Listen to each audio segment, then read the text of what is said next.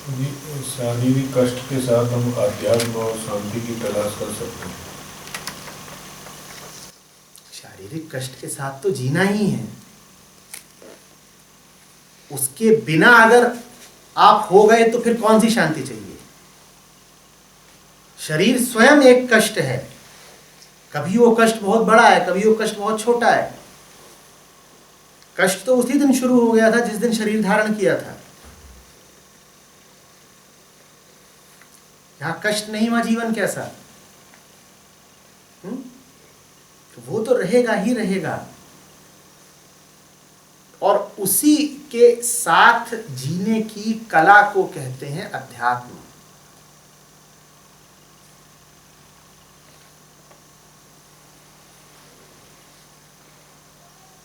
पीड़ा, दुख तब बनती है जब आप पीड़ा के साथ जीने से इनकार करते हो। और पीड़ा के साथ जीने से इनकार आप अक्सर इसलिए करते हो क्योंकि अध्यात्मवादियों ने आपको बता दिया है कि जीवन आनंद है। तो आप कहते हो आनंद तो मिल नहीं रहा। गुरुजी तो बता गए थे कि फूल बरसेंगे, फुहारें उठेंगी, जीवन नृत्य है, और वो तो कहीं दिख नहीं रहा।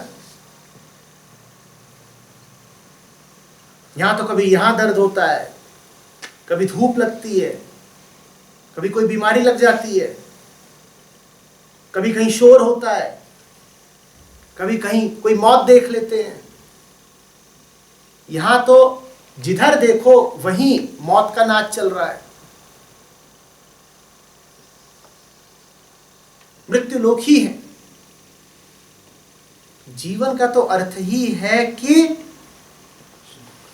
पीड़ा रहेगी ही रहेगी। लेकिन अगर आप यह धारणा न रखें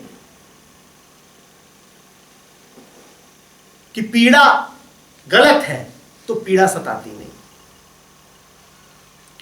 पीड़ा आई और पीड़ा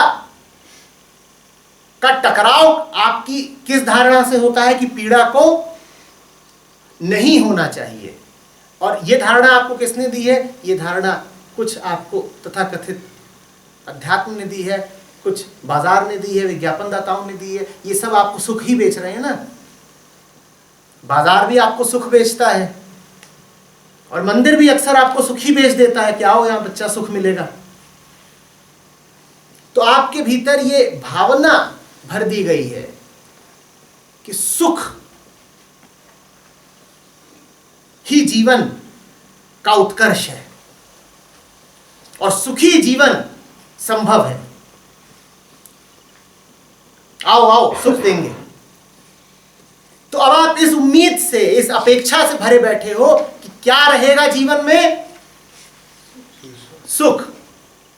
और जीवन में होना क्या है? सुख और दुख। दुख। अभी दुख की नहीं बात हो रही है, अभी पीड़ा की बात हो रही है। समझिए, जीवन में पीड़ा होनी अवश्यंभावी है। जीवन में पीड़ा होनी अवश्यंभावी है, वो होगी ही होगी।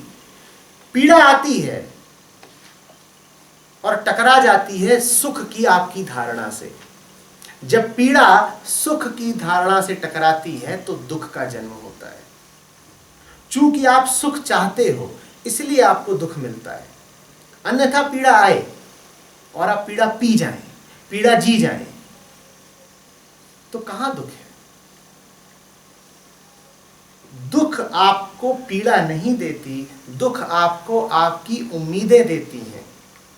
सुख की उम्मीद ही आपको आनंद से वंचित रखती है।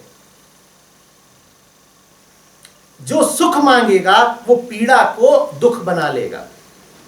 जो सुख नहीं मान रहा, जो सुख नहीं मांग रहा, वो पीड़ा को पी जाएगा। पीड़ा उससे आर पार गुजर जाएगी। यही आनंद है कि पीड़ा हमें प्रभावित नहीं करती। हमें पीड़ा से कोई लेना ही देना नहीं। पीड़ा हमारे लिए सहज है, साधारण है। दर्द आता है, हम कहते हैं दर्द ही तो है। दर्द नहीं मिलेगा तो और क्या मिलेगा? दर्द का हमारे भीतर से कोई विरोध नहीं उठता, और जब आपके भीतर से दर्द का विरोध न उठे, तब आपकी अवस्था को कहते हैं आनंद। अब आपको दुख प्रतीत नहीं हो रहा, क्योंकि सुख आपको चाहिए नहीं। अब आप सुख दुख दोनों से आजाद हैं। सुख दुख दोनों से जो आजादी मिले उसे आनंद कहते हैं।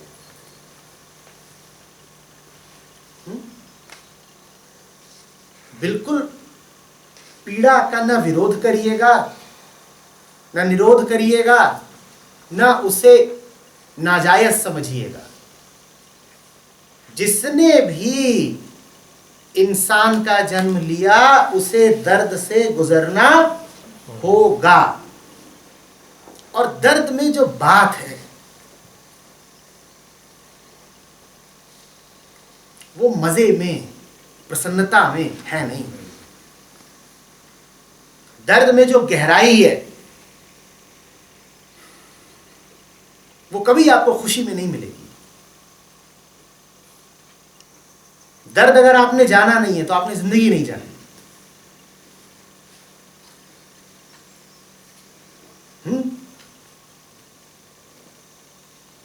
दर्द के बिना कोई काव्य नहीं, दर्द के बिना कोई उपनिषद नहीं, दर्द के बिना कहीं कोई गहराई, कोई सच्चाई नहीं। जब तक आपको गहरा दर्द नहीं मिला तब तक आपकी हस्ती में कुछ अधूरा रह जाता है।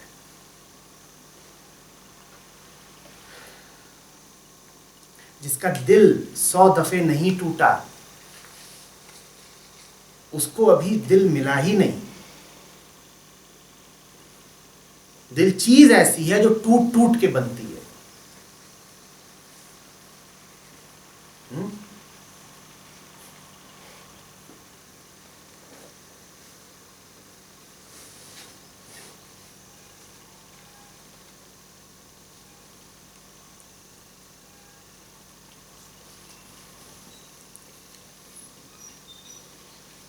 इंसान वृत्तियों का पिंड ही पैदा होता है।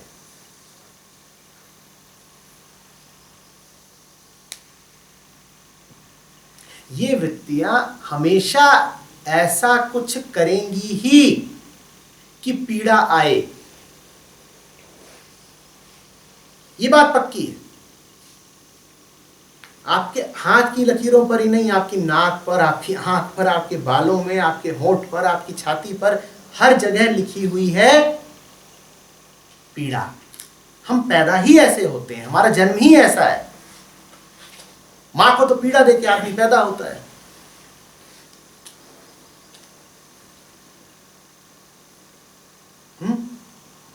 बस ये करना कि ये जो कर्म हो रहे हैं वृत्तिवश, इनका जब फल आए तो उस फल का विरोध करके नया कर्म मत पैदा कर लेना। सर झुका के उस फल को स्वीकार कर लेना। जिसने उस फल को स्वीकार कर लिया वो आगे के लिए दुख तैयार नहीं करता। एक पॉइंट था, मैं आचार्य जी ऐड करना चाहूँगा यहाँ पे एक्सट्रीम पेन के बारे में। मुझे लगता है सही टाइम है जब मैं इस बात को बोलूँ।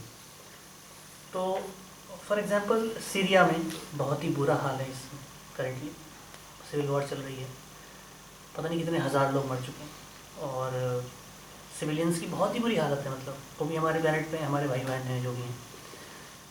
तो कुछ लोग हैं उनकी सिचुएशन मतलब डिस्क्राइब नहीं की जा सकती। उनकी फैमिली के बहुत सारे लोग मर गए और उनको अथाह पेन, अथाह दुख इस समय है और उनके पास कोई रास्ता भी नहीं है, साधन भी नहीं है। तो इस बारे में कुछ कहना चाहेंगे आप? इस तरह का एक्सट्रीम पेन जो इंसान के कंट्रोल में नहीं है, उसे समझ में ही नहीं आ रहा है कि क्या हो रहा है और ऐसा क्यों हो रहा है। मतलब इस पूरी कहानी से आपका क्या लेना देना है? पेन को डिस्कस करने के बारे में। आप अपने पेन की बात करिए ना। नहीं, मेरे पास तो ऐसा पेन नहीं, लेकिन मैं सोचता हूँ कभी कभी मेरी व्यथा उनके साथ होती है कि कभी कभी लाइफ ऐसी हो जाती है कि आपको पता ही नहीं चलता कि आप घर आए और आपको कुछ नहीं पता कहाँ क्या हो रहा है। जो जग गए हैं वो तो ये भी कहते हैं कि कहीं कुछ हो ही नहीं रहा। जिसकी आंखें साफ ना हो उसे ये समस्या लेके नहीं आना चाहिए कि मैंने देखा कि उड़ती चील गिर पड़ी, आंखें साफ नहीं है और तुम समस्या क्या लेके आ रहे हो कि मैंने देखा कि उड़ती चील गिर पड़ी। तुम्हें क्या समस्या लेके आना चाहिए कि आंखें साफ हो। अपनी समस्या बताइए, आपको क्या पता कहाँ क्या हो रहा है। नहीं, दूसरी सिचुएशन में जैसे मेरा एक मैंने जो बोली बात समझ में आ जी रही जी है? जी आप पहले उस स्थिति में तो आइए जहां आप जान सकें कि घटनाओं का अर्थ क्या होता है। अपना परिष्कार करिए, अपने जीवन से संबंधित प्रश्न पूछिए। आपकी क्या दिनचर्या है, कैसे जीते हैं, किससे डरते हैं, क्या व्यथा है, अपनी बात करिए। जब आपकी दृष्टि निर्मल होगी तो आपको समझ में आएगा कि जिसको आप संसार कह रहे हैं वो चीज क्या है। फिर संसार के बारे में जो सवाल है वो अपने आप मिट जाएंगे।